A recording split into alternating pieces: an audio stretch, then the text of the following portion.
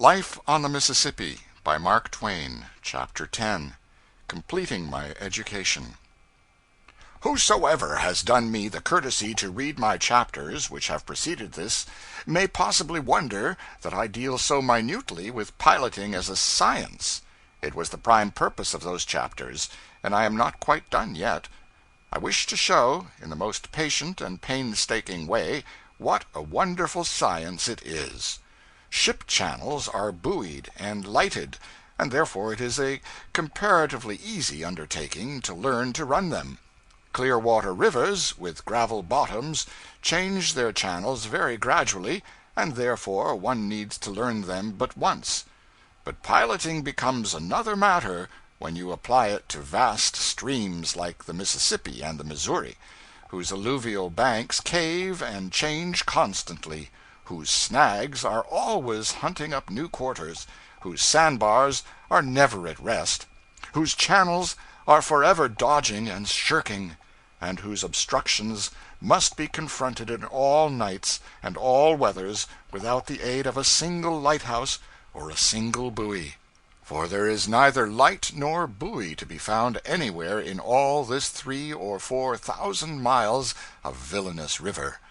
Footnote: true at the time referred to, not true now, 1882. I feel justified in enlarging upon this great science for the reason that I feel sure no one has ever yet written a paragraph about it who had piloted a steamboat himself, and so had a practical knowledge of the subject. If the theme were hackneyed, I should be obliged to deal gently with the reader; but since it is wholly new, I have felt at liberty to take up a considerable degree of room with it.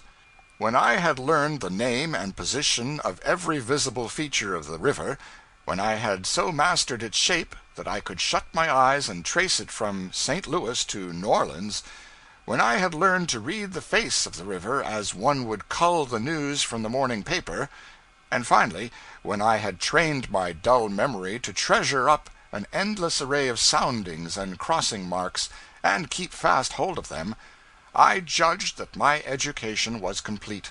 So I got to tilting my cap to the side of my head, and wearing a toothpick in my mouth at the wheel. Mr. Bixby had his eye on these airs. One day he said: "What is the height of that bank yonder at Burgess's?" "How can I tell, sir? It is 3/4 of a mile away." "Very poor eye, very poor. Take the glass." I took the glass, and presently said, "I can't tell. I suppose that bank is about 1.5 feet high." "1.5 feet? That's a 6-foot bank. How high was the bank along here last trip?" "I don't know. I never noticed." "You didn't? Well, you must always do it hereafter." "Why?" "Because you'll have to know a good many things that it tells you. For one thing, it tells you the stage of the river; tells you whether there's more water or less in the river along here than there was last trip." "The leads tell me that." I rather thought I had the advantage of him there. "Yes, but suppose the leads lie. The bank would tell you so, and then you'd stir those leadsmen up a bit. There was a 10-foot bank here last trip, and there's only a 6-foot bank now. What does that signify?" "That the river is 4 feet higher than it was last trip." "Very good. Is the river rising or falling?" "Rising." "No, it ain't." "I guess I am right, sir. Yonder is some driftwood floating down the stream." "A rise starts the driftwood, but then it keeps on floating a while after the river is done rising. Now the bank will tell you about this. Wait till you come to a place where it shelves a little. Now, here. Do you see this narrow belt of fine sediment? That was deposited while the water was higher. You see the driftwood begins to strand, too. The bank helps in other ways. Do you see that stump on the false point?" "Aye, aye, sir." "Well, the water is just up to the roots of it.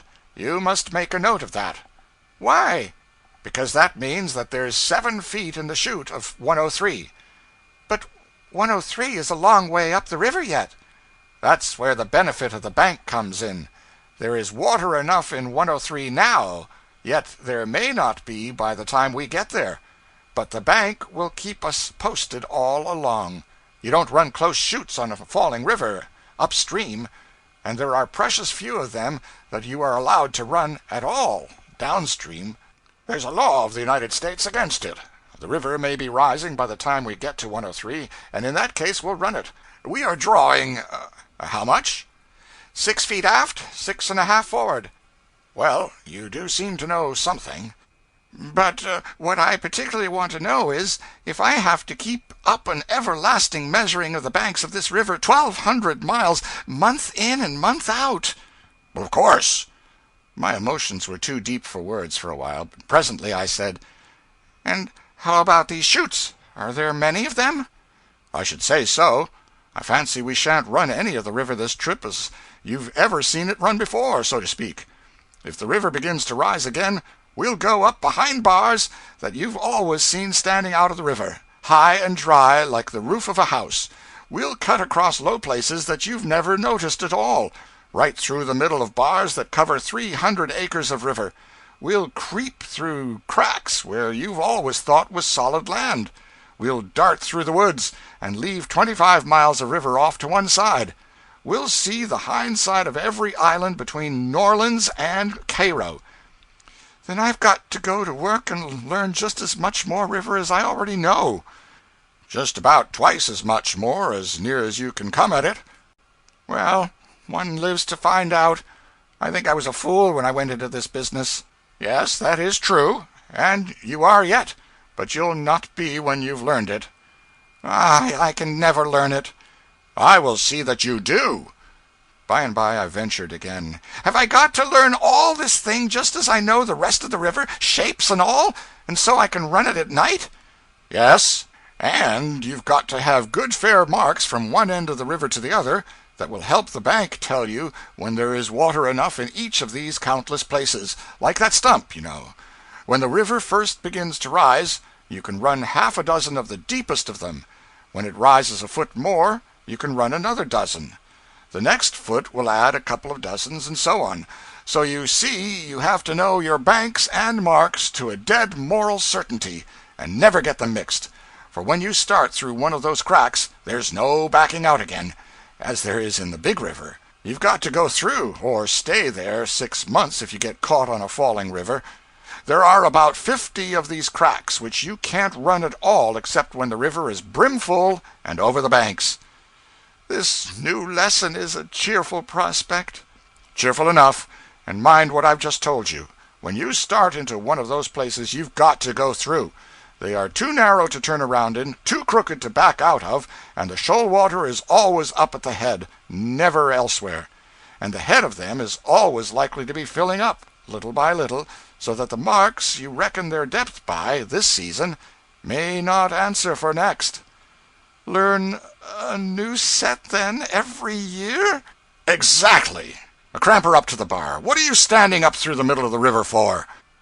The next few months showed me strange things. On the same day that we held the conversation above narrated, we met a great rise coming down the river.